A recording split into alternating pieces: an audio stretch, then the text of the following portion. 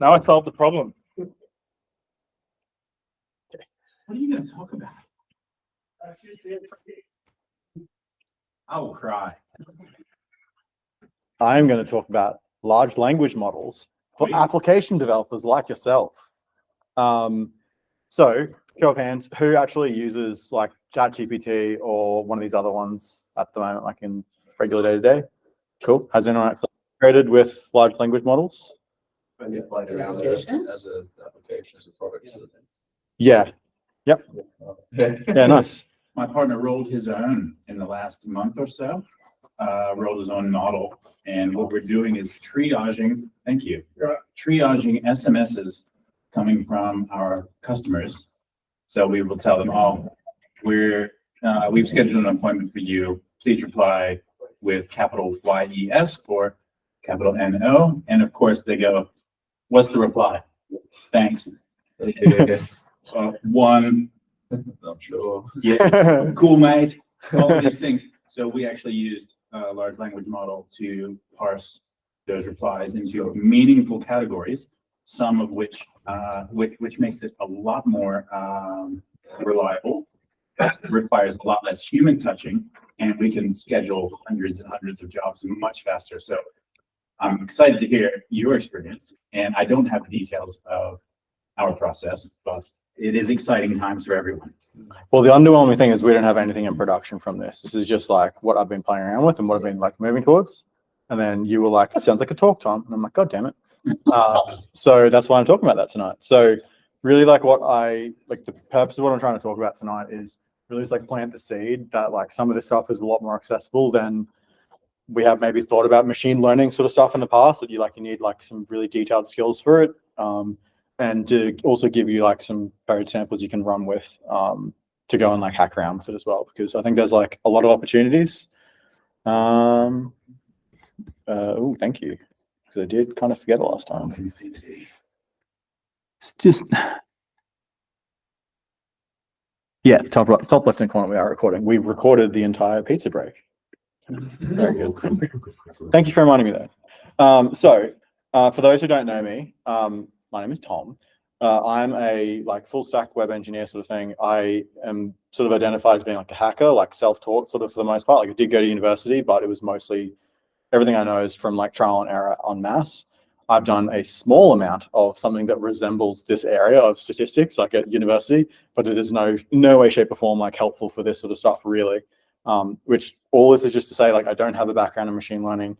This stuff is accessible to us as just regular engineers. First thing I wanted to go out and say is that I was wrong. I had assumed out of the gate that this was going to be another one of those fads like crypto, which is not to say that crypto is like a scam and that it has no practical usages, but I live in the B2B and like enterprise SaaS sort of world. So crypto generally in those spaces tends to be like a solution looking for a problem more often than not, as opposed to something that is just like, holy shit, I need to grab the crypto really quick so I can solve this problem we have in products. And really over the last like 2 months, just from some playing around and stuff like that, I kind of like changed my tune on how I thought about some of that, which mostly came about from actually like playing with ChatGPT, as many of you would have had the same sort of experience, seeing the newer models that come out and actually like leaning into like kind of the weird stuff it could do for you until you start planting that seed about like, well, how do you actually integrate with it? And then like, well, if it can do all these things, what could it do for like our product and that sort of stuff? And so where I've sort of arrived at now mentally for me is I think of these tools like LLMs closer to queues, Elasticsearch, serverless architectures, these sort of things, which is not to say that like to be a good engineer, you need to be able to do all these things. And you must be doing all these things to have a good product and stuff. You can get a very long way without having any of those technologies and building a really successful product. But at some point, you might, not necessarily always, but you might find that reaching for one of these tools is going to help you solve your problem really well. And I think LLMs, to me, kind of fit into that same thing. We still don't want to make a solution looking for a problem out of these, even though that is pretty much what I'm doing.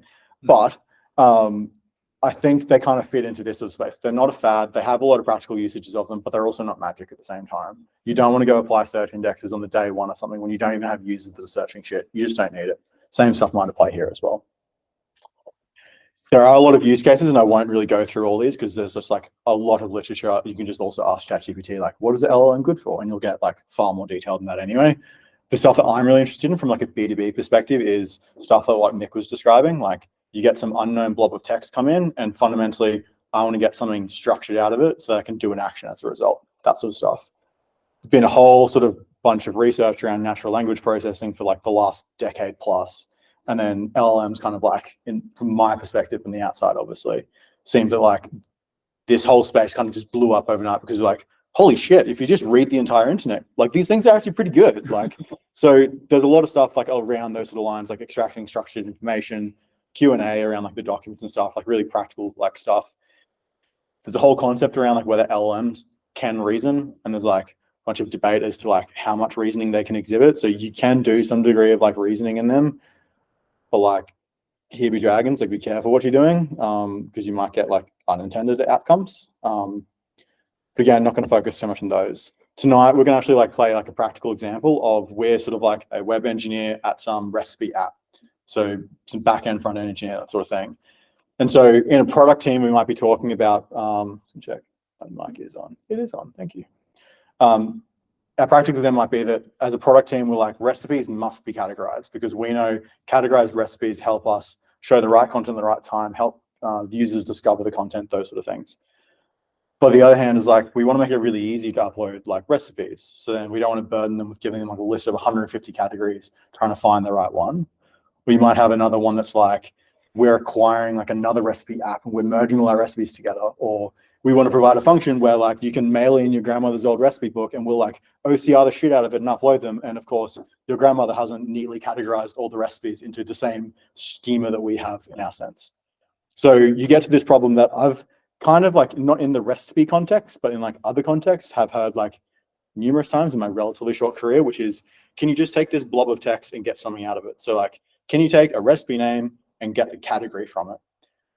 And like, that as a problem, it ends up being one of those like problems where you're like, oh, we could probably do like a bunch of regex on it and a bunch of if checks, and you start pulling that thread and maybe it's going to work. But like in an example like this, the domain of recipes is enormous, particularly like if you're doing anything outside of like a domestic Australian cuisine, because it's going to be like the long tail of just so many different foods.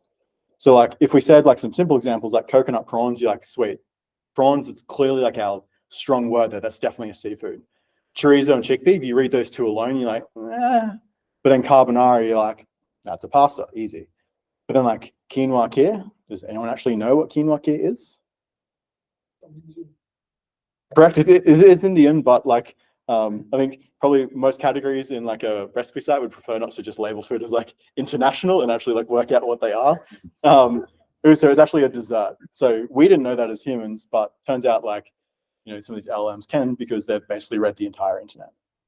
So what would happen in like a traditional machine learning context is that we'd say we need to get just a stupid amount of data that has been like neatly categorized and tagged and stuff like that.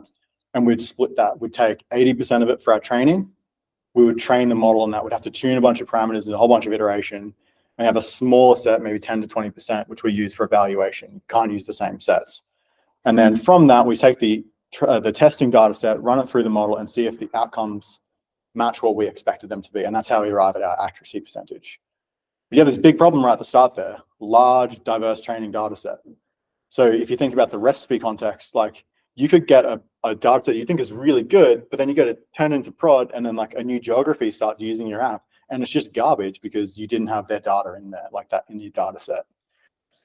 It's also just like outside the recipe context, like for a regular like SaaS startup-y sort of thing, it's a bit like burdensome, this whole thought of like, shit, we need all this data to train on it. It needs to be all tagged. Like what do? If you're a Facebook, you're in a Google, like sure, you might have teams for these things, but like we're just a bunch of engineers. We don't have teams of people for these. And so the problem with recipes is really good because it's actually like what we need is the internet. We need like the internet's knowledge of all these different foods that are out there.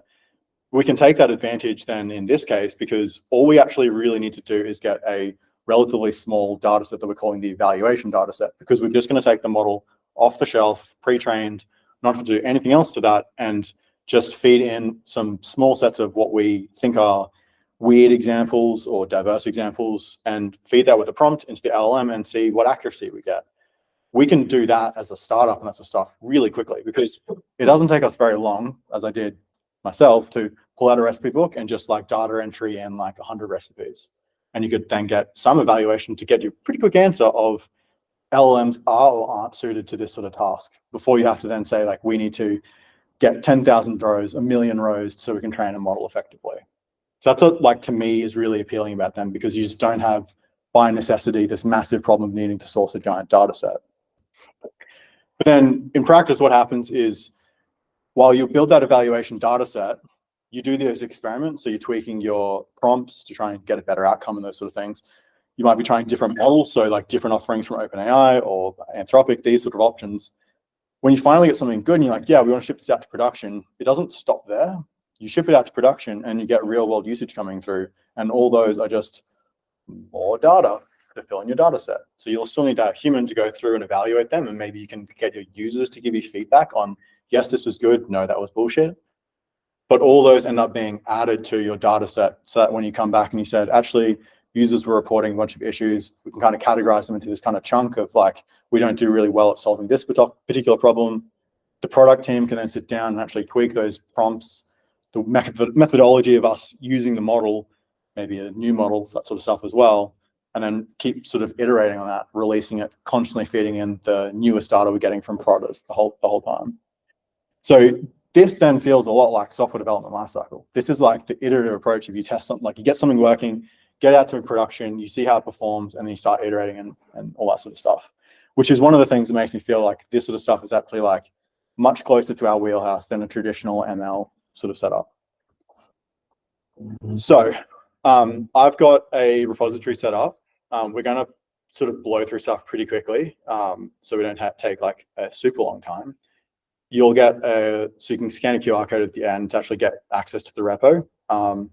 It's set up so that you need to bring environment variables and you can run through the exact same stuff we're going to do tonight, like with basically really minimal setup. And yeah, like you'll be able to play with it yourself. So what I want to go through is OpenAI Playground, which is where we can essentially just like directly interact with the model as opposed to interacting with ChatGPT, because ChatGPT is the product sitting over top of the model, and there's a lot actually between the model and the product there. LangChain.js, which is one of many different frameworks that kind of fit into these spaces for interacting with the models and chaining together prompts and this sort of stuff. LangSmith, which is how we can observe what we're building, so that then we'll also, when we ship it to production, we can see how it observes.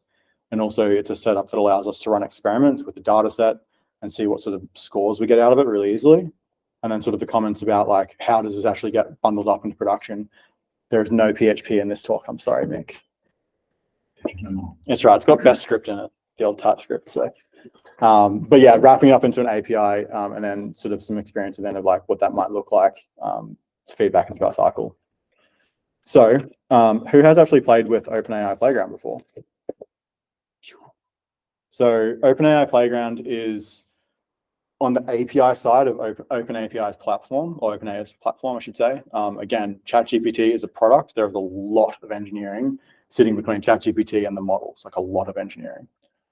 This is going directly to the models, and you've got like the things you can tweak, which I don't know, I haven't really tweaked any of them, but the things you can tweak, and you can set up these different examples and stuff. So I've created one here that is kind of like an example of one of the problems we might solve. So when the human provides the name of the recipe, you must classify it into one of the following categories, and then we're just spitting out some categories, and then the user says coconut prawns with crushed chickpeas. Basically, in the playground, we can keep building all this sort of stuff in there, adding different prompts back and forward and stuff, and we can hit run and see what it comes back with. So it came back with seafood mains. You're like, all right, like maybe the LLM can actually do this for us. So like we've kind of got some legs here that this is something we can play with. Can you put in computer chat? Sounds tasty. Computer chair. Like you haven't given it the ability to have an unknown response. That's not one of the categories, is it? Yeah. Womp womp. Could you make it say, instead of you must classify, you absolutely must classify? And just see it. Hold on.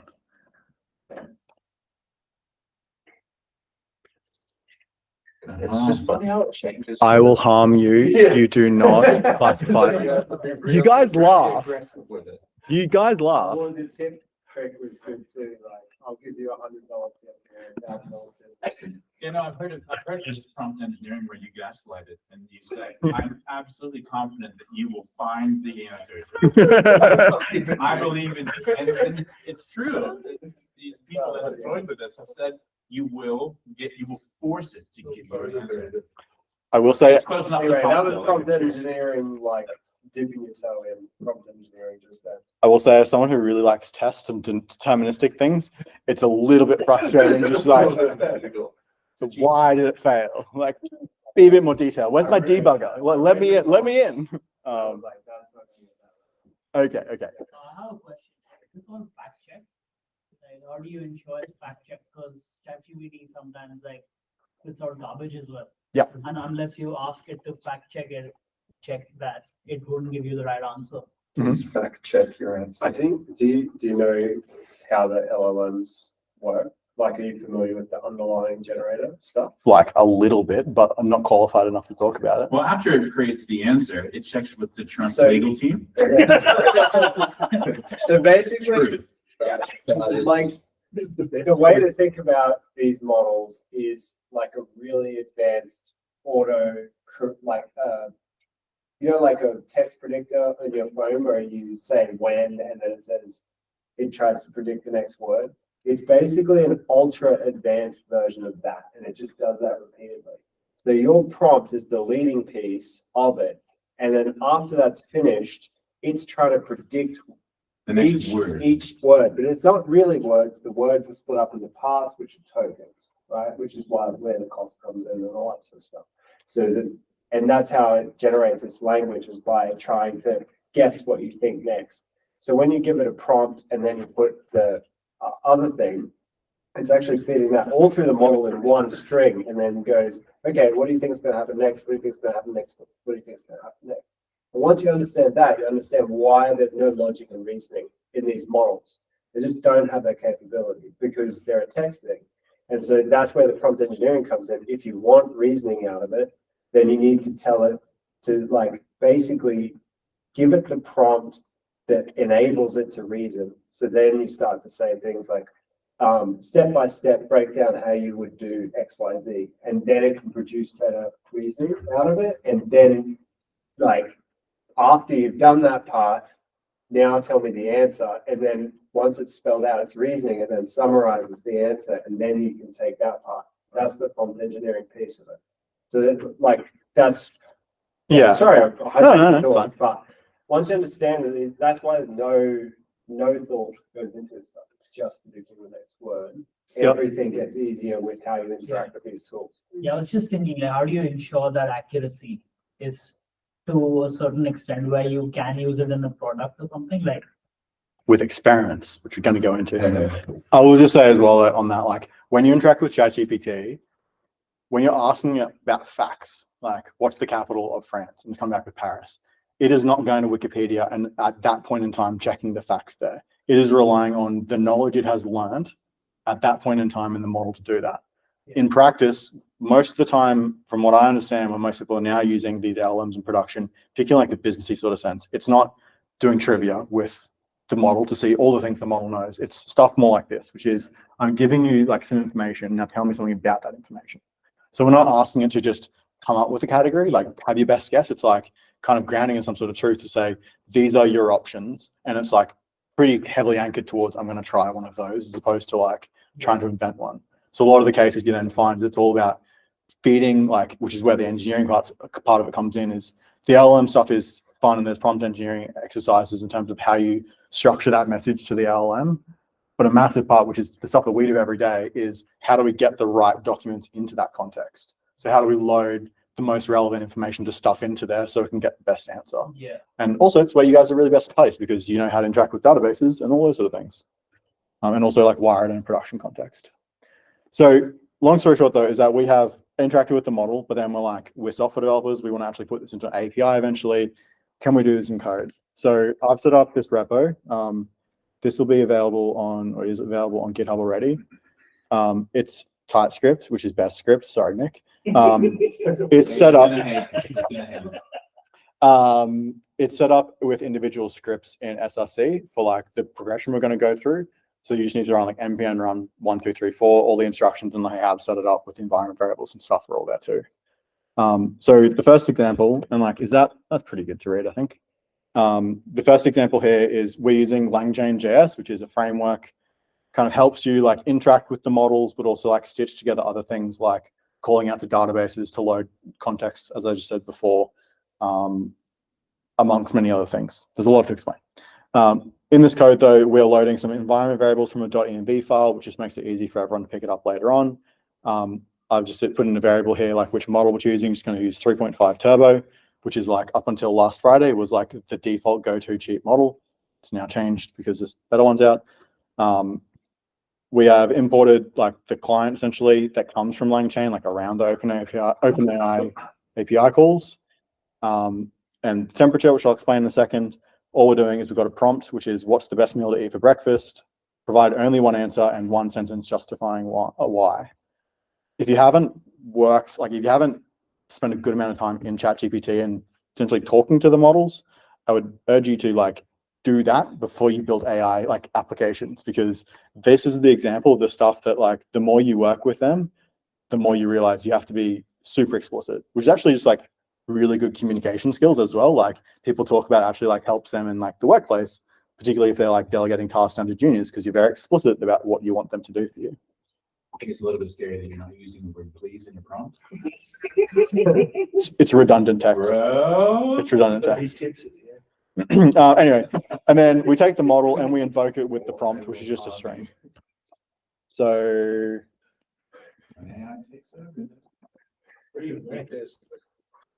we run npm run 1, we'll get the first example, and the output we have here, big old object, and inside that is a content. The best meal to eat for breakfast is oatmeal because it's nutritious and filling option that provides sustained whatever. Yeah, I prefer eggs on toast as well. Temperature is essentially leaning into the randomness of the LLM because it is fundamentally just a really fancy like random word generator, if you think about it that way. From what I understand, OpenAI is 0 to 2. I don't know why. When you have at 0 is basically like I want the most deterministic. So like if I run it multiple times, you give me the same back. If I dial up that temperature, it's like again leaning more into the randomness. This is like best is oatmeal. It's easy to digest, packed with nutrients. If I run it again, I might get something completely different again. But is that temperature a float or an integer? I think it's definitely a float, like in the playground. When you play with it. 4, 3, 8, 6, 5 by 2. Questionable help. Yeah, I divided by 2 is under 2 of it. Yeah. It is taking a while. You've broken Is that it. because they have abandoned that? Watch out, CloudStrike's going to die. It shouldn't be. Worked a second ago. It was Backstar's API. Those on the free plan. Not on the free plan. But That is another point, though.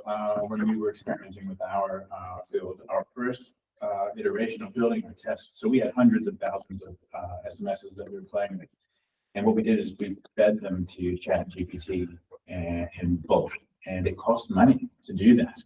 And so we realized we got money. it was not sustainable.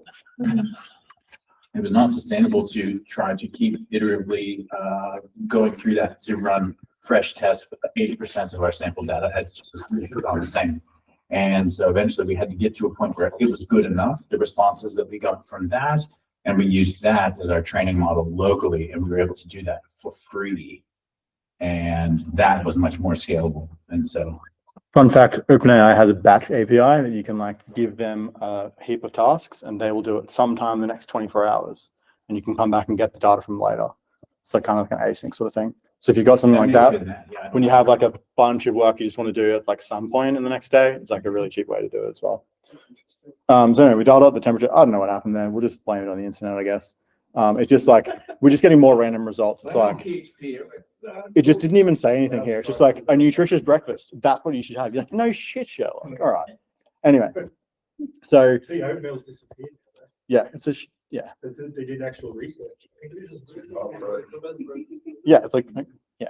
Anyway, so we're dialing it up a little bit here in number 2. So in this case, we're essentially just like leaning into what we had done in the OpenAI playground before.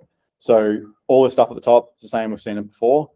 Got a list of categories over here, which is just an array of strings. My prompt underneath is the same we had before, like when the human provides the name. I'm not threatening it in this one like we did in the playground, unfortunately. But it's doing the same thing, asking about the coconut prawns. Slight like syntax down below. I don't know what raising a hand does. Am I sharing? I am sharing. No, sorry, it was a bad click. No worries, no worries. I'm like, maybe they can't hear me, maybe they can't see me. Thank you for joining us.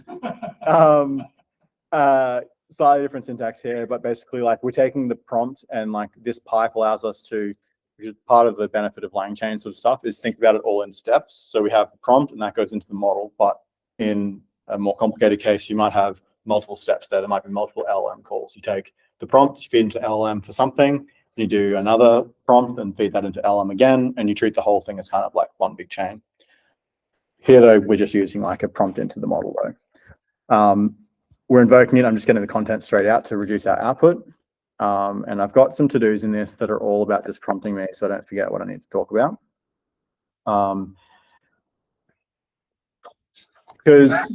Because James is like, you should talk about this. And also, It's fucking awesome, but I'm just asking. It's meant to inspire. exactly. That's what we're here for. Especially running it in. So now it's just spitting out the content directly. It's doing the thing we saw on the playground demo before. With LangChain, we can do things like parameters. So we can replace this hard-coded text with recipe. So that down here, we can add it as a variable, which you're starting to get the feel for like how we would actually like start to connect that to like, you know, us receiving the API call or something like that, feeding it as a variable there. We get the same result, but for something spicy, we throw in chocolate pudding just to see that our variable has made its way through. Oops. Yeah, so desserts. So at this point, though, you start to get to this point where you're like, there was like this prompt with a template generation, and that went into the model, but like I saw none of that. Like I just got the output as a string. Like what's my like ability to be able to debug this? Particularly like you can't see inside the model, obviously, but even just like when we made an API called OpenAI, and that's where LangSmith comes in. So LangChain is like a framework for both JavaScript and Python, open source. And the same like company that essentially maintains and builds that has this SaaS product called LangSmith. It's like a observability platform, kind of think like Sentry, Datadog, those sort of things, but like very acutely for the LLM problem. Here we can set up with environment variables I've already set up traces. So when we just made that call right then, I can see a trace that was, I started the sequence feeding in recipe as chocolate pudding. It went into a chat prompt template. With that input, we spat out that as our prompt template. So the two, the system and the human message, that made its way to OpenAI, and that OpenAI eventually resolved with that desserts. You can expand into that to actually see like real raw, like JSON, but this gives you like a pretty view of it. Tells us how many tokens we've used for this, which becomes important at scale. The latency of those calls as well, which can be a lot higher than you would think. So now I can kind of see like what's going on, which is helpful.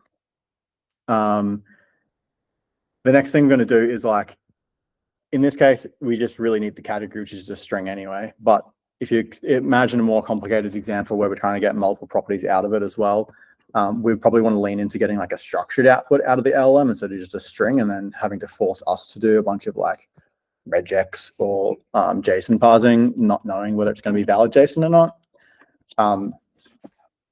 We then have an option here. So in number 3, leaning a bit further, same stuff we've seen before. This bit's new. So Zod is actually really similar to PSL. PSL, yeah. So we're defining a schema here for a JavaScript object. So it's an object that must have a category property.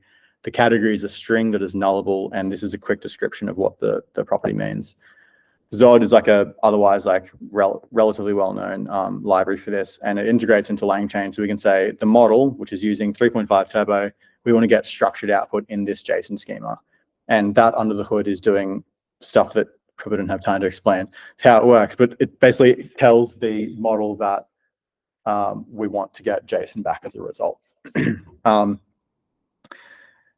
Continuing to lean in here though, is basically the same stuff we saw before in this prompt template, and we're invoking it with that coconut prawns. But if I run this one now, we see, this is number 3, we see an an output that is like a structured object. So like, hey, this feels familiar to us as engineers. Oh, the software, is that? Oh, that's really cool. You got to sign up to. South Product, yeah. Yeah. Got 5,000 free traces a month. Okay. And it's like $39 a month US for let's stack more. Yeah. It's a lot more than that, which we're about to go through. Is this hooked up to your Zephyr? Yeah. So set an environment variable in my node environment, and you can see it's still some spinning. Those are the ones that didn't work before.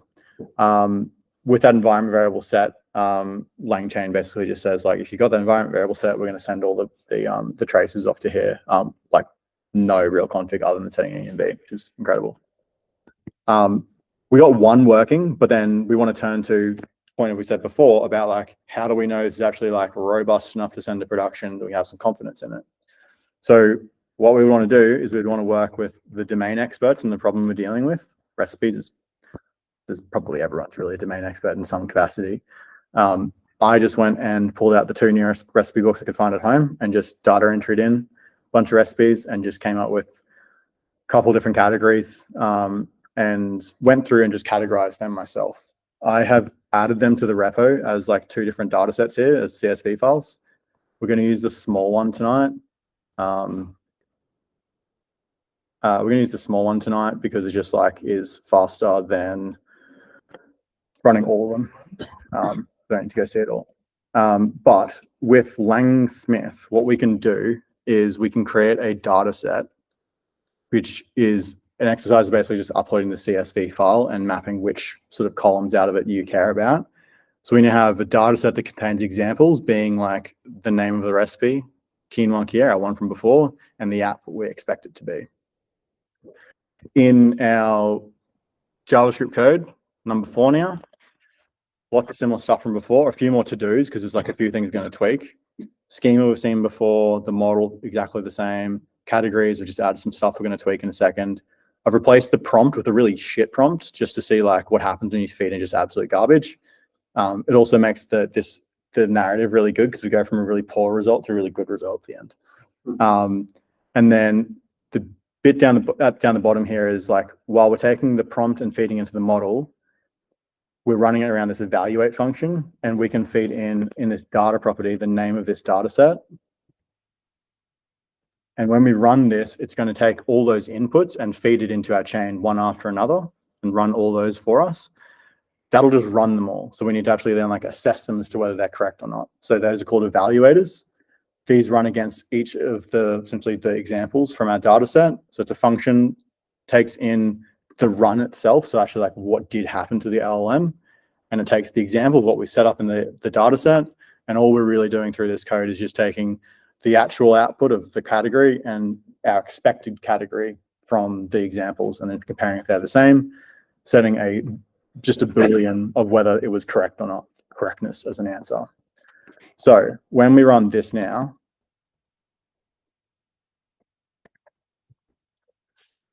this is going to chew through all of them relatively quickly, but it is why I chose the smaller data set. If we tab back, we'll start to see it as it's processing. LangSmith has a funny like little UI that like every time you tab in and out, it like refreshes all the data, which like is a little bit annoying, but like more or less solves the problem okay. It runs all the LLM calls and then it does all the evaluations afterwards. I added in some console logs just to get some like faster feedback here. So we can see a bunch of them fail, a bunch of them pass, but you actually really use here inside LangSmith to see this. So this experiment, we put that correctness on each one of them. We've got the summary correctness, but we can click in and see all of the runs that happened, whether they were correct or incorrect.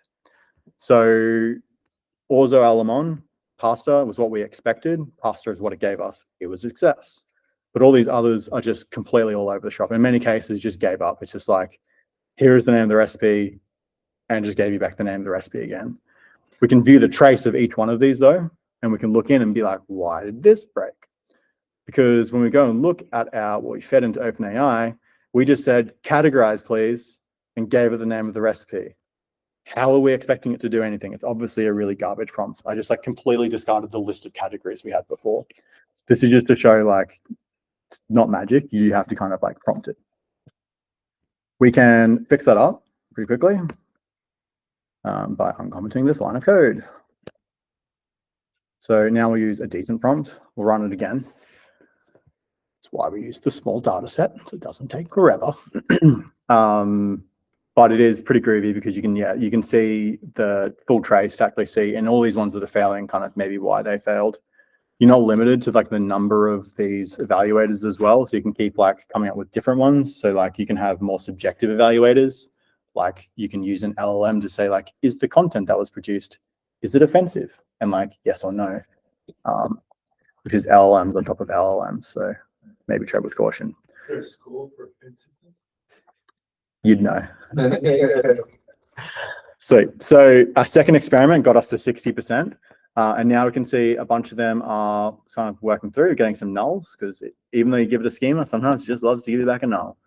A bunch of them are working, but even this one took 6 seconds. Maybe a latency network issue on the Fonju Wi-Fi, don't know. Maybe the LLM. But like, we'll look at this first one here.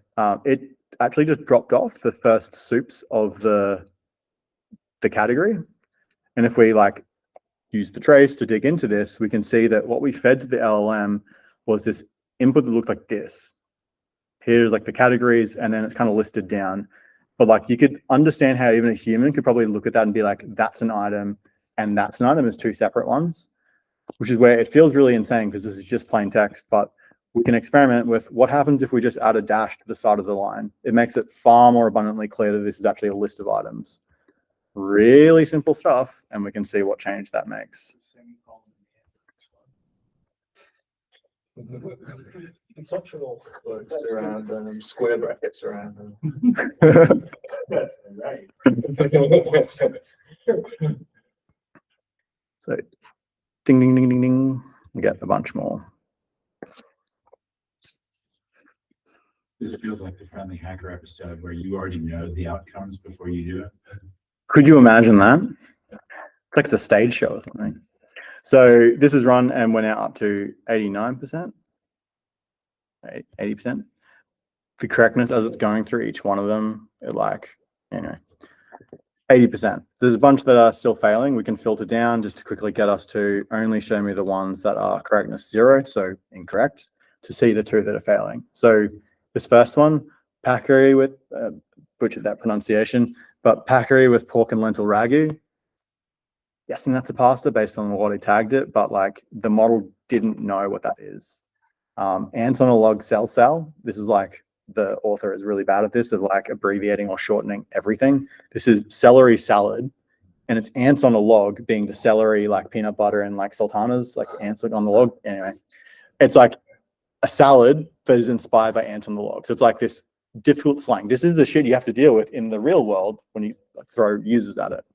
So it thinks it's a snack, which is like not a bad guess, but like wrong. So this one up here, though, this is a classic example where we are using currently right now ChatGPT 3.5 Turbo. If we use 4, which costs more money, it has ingested more of the internet, is a simple way to think about it. Does it have a better understanding of vocabulary and those sort of things to be like, Packery, that's a pasta. So simple tweak, we run it again, and we can see what our experiment comes out with. I kind of don't want to Why are follow. they charging you more for the? I don't get it. Because it's bigger, So what? it's smarter. And use the why they recent data as well, right? Like Yes. the It's- older version. Yeah, it's like a later training like window, whatever they call it. Yeah. I So want a dumber version. No, I don't. no, because they're really cheap and they're really low latency. Those smaller models. So if you've got a really simple problem that you're having to like parse those SMS and you're really just trying to interpret the yes or no like intention of the message, it's probably fine to use a cheaper model. If you're trying to ask it really deep, meaningful questions about the world, you might need more reasoning. You sold me. I'm still getting 3.5. So we still have a couple failing, but that one did pass. And the one that is failing is Antonolog Cell. Well, to be fair, sell. I mean, if What you- the fuck? Is you're that gonna recipe use it book for online sell. or is it only hard copy? To hard copy? Both. You can get it online, so it's still stupid.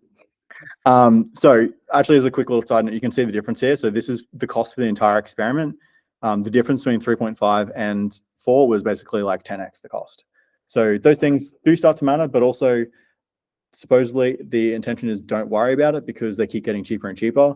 Evidenced by last Friday was GPT-4o Mini, which is like a compressed version of 4, which is like even like, I think only marginally expensive, more expensive than 3.5 turbo or like cheaper than 3.5 turbo, but is like really good. Anyway, numbers. It's gooder. It's gooder. Exactly. Sweet. So let's just say we called 90% fine. We're like, this is good enough for us to then like send it out into the wild and start getting some like beta experience with this. Thank you. That's what I thought. That's why I'm doing this talk. You know, you're like, why is he talking about this? This isn't PHP. I'm busy, mate. But now we turn about like, how do we actually ship this to production? Opinionated view, don't use PHP. So, sorry, Mick. This is taking Express.js just as like a basic, very basic prototype. It creates a /post listener to the N endpoint for /categorize. I've created in this folder here a handler, which is kind of like a controller you might have in Symfony or Laravel or something.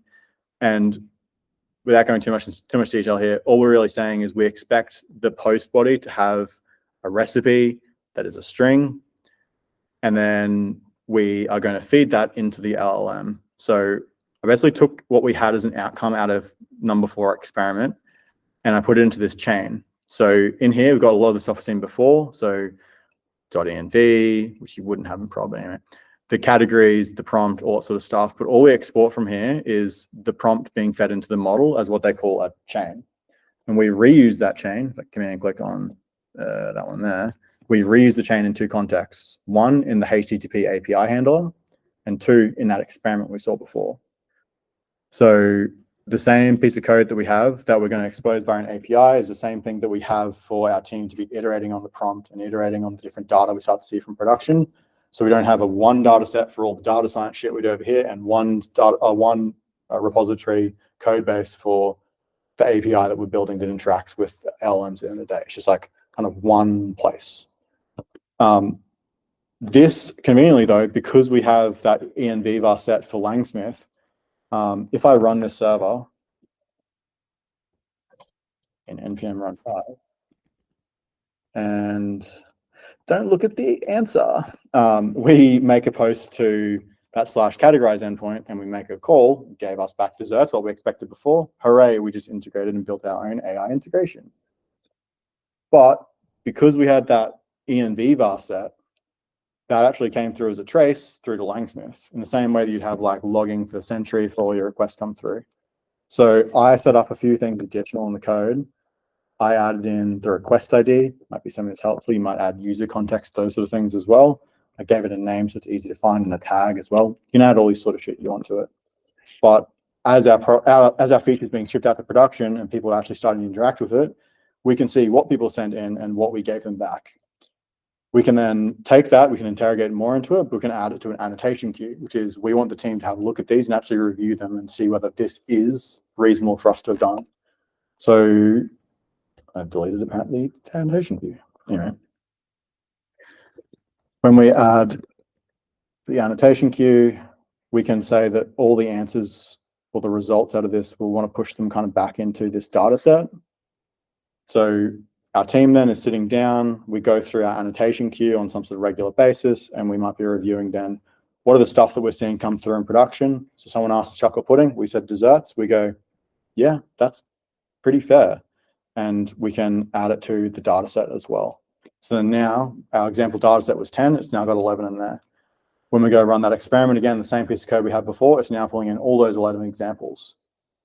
All this is to say, trying to get us back to this point of we ship something in production, we start getting real world usage, and we start the loop of learning from that and tweaking, iterating. There's a whole piece around like doing that responsibly, which is if you're going to have some AI generated content, you should be transparent with users that this came from AI. There might be errors and give them a way to thumbs up, thumbs down. You can do sort of stuff to bring through that user feedback as one of the feedback properties here. So like user feedback can be an attribute on those as well. You can say anything that has a negative user feedback goes straight into the annotation queue that we always must look at, or maybe we sample 10% of them, those sort of things. There's a whole bunch of practicalities about obviously shipping this stuff to production, which I don't know yet. Maybe there'll be the next talk, but I think a lot of this stuff is very accessible to us as engineers. The life cycle is good. Things like LangSmith give you kind of like the guardrails to do it fairly safely, I think, as well. And some of the skills and techniques, I think, to think about breaking down problems, because LLMs are good, but you can't feed it a really broad, open-ended problem. You really need to think about like, how would you as a human go about solving that problem, and kind of instruct it to break it down, as James is saying, in the same sort of way. These are the skills we're really good at as engineers, of breaking down those problems into small things. So anyway, I think it's super accessible. That QR code will get you to the repo. I would love to see if other people like pull that, chuck their own EMBs in and play around with it. And if you build something cool with it, like let me know. I'd love to hear what you build with it. Even if it doesn't go to prod, just to hack around with it. There's a bunch of links in there of like stuff I found useful, like different podcasts, conference talks and that sort of stuff as well. And the one to call out there as well is that there's like a Queensland AI Summit, which seems pretty good and like not too expensive as well in September. Don't know how technical it is from like this perspective, but it could be kind of interesting to some people as well. So that's it. I hope you've learned something new and planted the seed for wanting to go and play with this stuff. Thanks.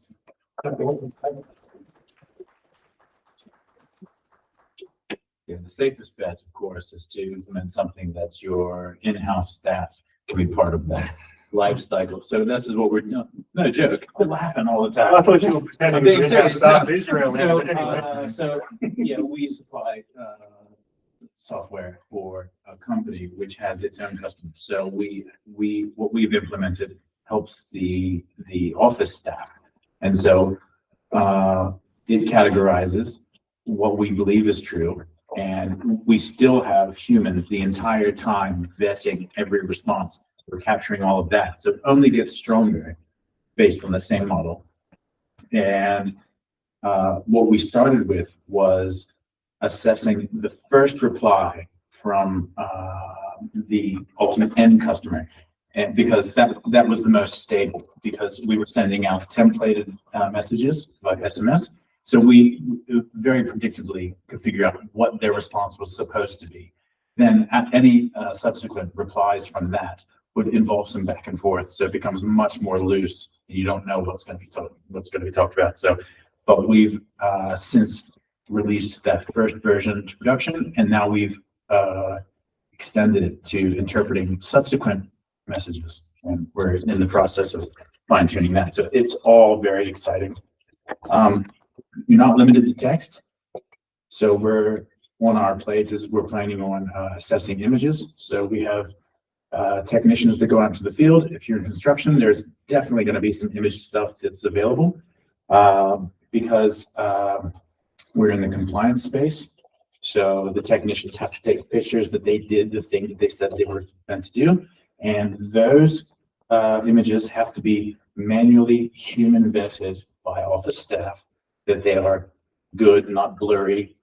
In fact, have the object, that it wasn't someone mooned the photo. It passes that Q&A. We have humans that do that, but now instead of shipping that out to overseas talent, which is we have VAs doing these things, eventually you're going to be able to do without the VAs and just do AI. So this is the task. Unfortunately, for anybody who's a VA, they are going to be the ones that are squeezed out with all these How do you developments. know your VAs on AI? Because I've talked to them. Via digital communication sources or face to face? Want to add one extra category for unknown. Good end. They run that test. That's the whole point, right? It's pretty cool. So it's sad for humans. So For ones that don't work and anything that requires a human. I want to see if that's that puts that head or what one in it. Yeah, when you've got pre is dull. Are you putting unknown in there? Yeah, because So you're you don't giving the breaking your LLM, thing. giving the Not meant to have LLM unknown, the right? ability to say, no, I don't know this, and that's an important thing. Yeah. That it's accurately putting it into You go unknown. wrong, you look like you got it Do you wrong. ever actually put anything in that says I don't know? We have to do that. You Like- you do stuff that's like in your prompt, you might be like explicitly saying, if you don't know, Say that. answer Don't no, try to don't answer. try and guess, Yeah, don't yeah. hallucinate. And Okay. it feels dumb because it feels like you're just, Giving up. Yeah. it's so like just imprecise compared to like writing a function that prevents Yeah, that from yeah. happening. Oh, it's Because of course, also- where do you draw the line? How confident do you have to be? So- You've got the whole bloody internet. Figure your shit out. Snack still. Yeah, right. But see, Priya is dull. The Priya has no value. It's someone's name. And so when you've got amps on a log and then Sell. Sal, that could be somebody's name. So I actually don't have a problem with them accepting that as a snack. Ants on a log sounds like a stupid kid snack. Is toad in the hole into that? Yeah. If you do not know, Spotted dick. answer unknown. No, it's British. I know. Do not guess. It's going to guess though, because like it's basically a guessing game at this point. It's not based in some sort of group where it's looking for documents. The title of your recipe books, make sure you search these. When ChatGPT was coming out, I did read a I lot never of touched any articles about it, and like from them, and they were talking about the correctness stuff because that was one of the first things that people complained about. And they said when they gave the model the ability to say no, it would back away from questions that it should know the answer to. So they had to tweak it to basically be overconfident in its answer, even if it's just garble. Okay. Yeah, like, and basically just spray it out and it'll be right or it'll be wrong, that doesn't matter, like, and it's, so by giving the model the ability to say, I don't know, I'm not sure, like, explicitly, like, that gives you an out that you can then capture and be like, okay, like, I'll manually review that category, because it couldn't be tagged. That's nuts. There's also just exercises though in like that problem there of the cell of the way you might approach this problem is you might say the first thing we do is run it through an LLM to try and de-slang it. So replace cell with celery salad. And then from there we feed into the LLM to guess. It's like, it's the thing that we think of just trying to get AI to do it all in one go, but it's actually like a lot of small things because they're very good at doing very precise tasks, really detailed descriptions, even if you're doing something as simple as de-slanging some text. To bring this whole sort of scope back a little bit closer to PHP. Thank you. Clutching at straws. You're obsessed. What my understanding is, and anyone should correct me if this is not right, is that Postgres is the best database for vector databases and embeddings versus other ones. Does anybody know otherwise? I don't think that's true. I think from like a practicality perspective, it's like the one people are probably most familiar with running in production at some sort of scale, Yeah. and its performance as a vector database is perfectly sufficient for the stuff you're going to use it for as well.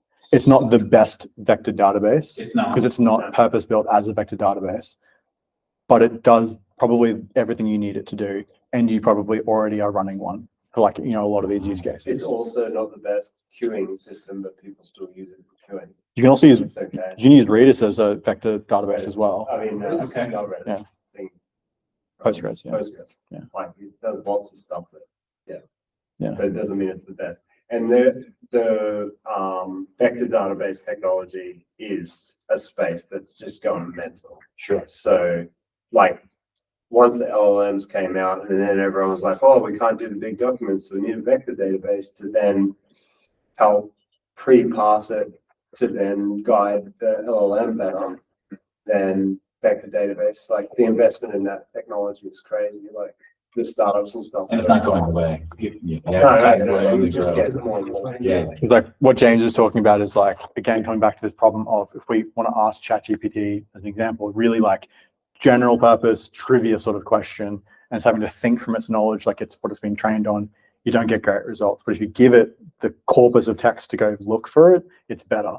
But so if you want to start asking a bunch of like trivia questions about Shakespeare's works, you can't put all of the Shakespeare's works in there because you have a context window, the maximum amount of stuff you can put in before it just goes to shit. So then where the vector database stuff comes in is we want to chunk up all of the Shakespeare works in some sort of logical way so that we can see when the user says, asks a question about like Macbeth, something, something, something, they're all have been converted. This is where it gets fucking wild if you're not in the machine learning statistics space. All the text gets converted into a vector, and then you find the most aligned vectors, and those are like your most relevant documents. And so what you're trying to do is simply take millions of documents and just try and put the most relevant ones into that window so that you're giving it like the LLM, like here's 5 documents that we think might help you answer this question. So it's not having to like less prone to hallucinating and creating up that information because it's quite explicitly there. And that's where those vector databases really blew up. I know you use the word hallucination and AI together. It's like it's genuine. It's like genuinely like a like you So this just should, this talk and this topic should spur us all to be thinking very deeply about How we should destroy it? Yes. what is possible, because we are now in an era where things that were not thought of as possible are now possible, and they have to be dreamed before they happen. So it's probably best to speak with one another, even if in small groups, to talk about what can be done. My business partner and I, we speak every day about what we might try to explore. These are all rabbit holes. Like, can we create a self-documenting, like, can we parse our own code base, our own file directory and database, and create our own auto-updating documentation so that we don't ever have to write documentation again? Like, how nice would that be? do you need the documentation in the first place? Why do you need the documentation? Because we have multiple layers of customers who need to know different. That's it. They need to know. They need to know different things. So you don't solve with documentation. You solve with more AI. Let them ask the question.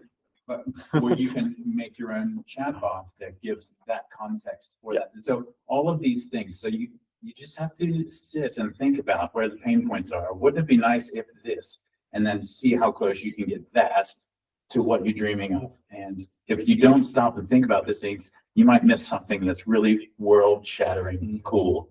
Which is largely what I was trying to get is like, there's an opportunity for us as engineers. Yeah. There's a problem space where we've been like, we've just gotten a string or we've gotten a PDF back and you want us to get JSON out of that? Take a hike. We can't do that. And it's like, well, maybe, but that might not be as true as we thought it was anymore. And so then like we might be selling ourselves short if we don't understand what is capable of that. In the same way that we might be selling ourselves short if we don't understand how Elasticsearch works, what problems it can solve, those sort of things. It's one of the other technologies to know there. Not everyone should be trying to think of, we must be trying to get it into our workplace because it doesn't always make sense, but there's a lot of opportunity there. Mm-hmm. And also it keeps getting cheaper and cheaper as well, like terrifyingly fast paced, given that this like practically like didn't exist from like a commercial sense, like 2 years ago. Yeah. And it's gone from like kind of rocky, things are a bit unstable at the start to like very production ready, lots of use through it, and just like plummeting price as well. Does LangChain have the ability to provide functions for it to call? Yep. Yeah. So tool calls, so you say to the, it's actually how the JSON structured output works. Right. Someone would need to ask about it eventually. So we'll look into one of these. In what we send to OpenAI is we send through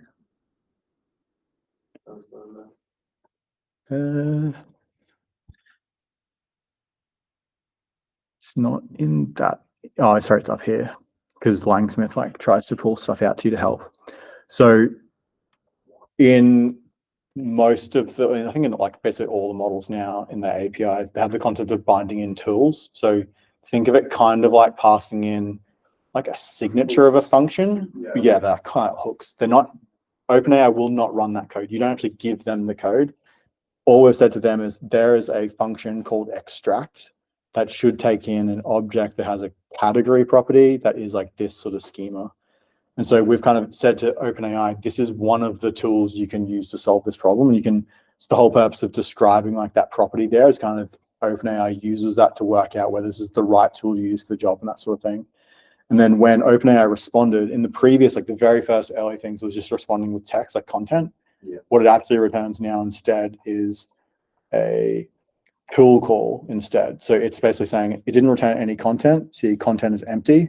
And what it returned is saying, hey, we think you should call the function called extract, which is like created for you with that like with structured output. That's kind of like a wrap around all that for you. But OpenAI is like, you should call that with this as the input, which is like a JSON string there. And so you can bind your own tools into that. So like if you want to do maths, you've got like a whole bunch of data you're feeding into the context window that the LLM's dealing with. LLMs are really bad at maths. If you give it a hard math problem, it's not going to necessarily be good at that. What you can do instead is you can give it tools like add. And it's like, it's a function that takes in A and B, and it gives you back A plus B, which feels really stupid. But then the LLM is like inclining it to towards using those tools instead of trying to invent or guess what the addition of that is. And then like if you take that further, it's like if you have a problem for the LLM and it essentially needs to get some more information to get more context, you can give it a tool like load a Wikipedia article with this name, and you can like implement that in your code that'll actually go make the API call, load the content and feed it back. And then you get into like the whole agent conversation about like giving an LLM a bunch of tools and giving it kind of like the scope to solve the problem in like a bunch of creative different ways. Yeah, the example that I read was like a function that basically checks the weather. And so like you hand over that function, you hand over the ability for it to tell you to call that function. And then there's no way that the LLM can know the weather. But if it calls that function, it will get the weather wherever the user is or whatever.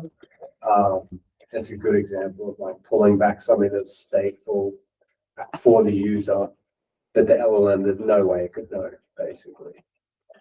The docs for LangChain, LangChain's in like 0.2, and also the community is like quite angry about themselves about LangChain because between 0.1 and 0.2, the docs changed a lot and like the actual like API changed a lot. So then you have to be really careful which docs you're looking at.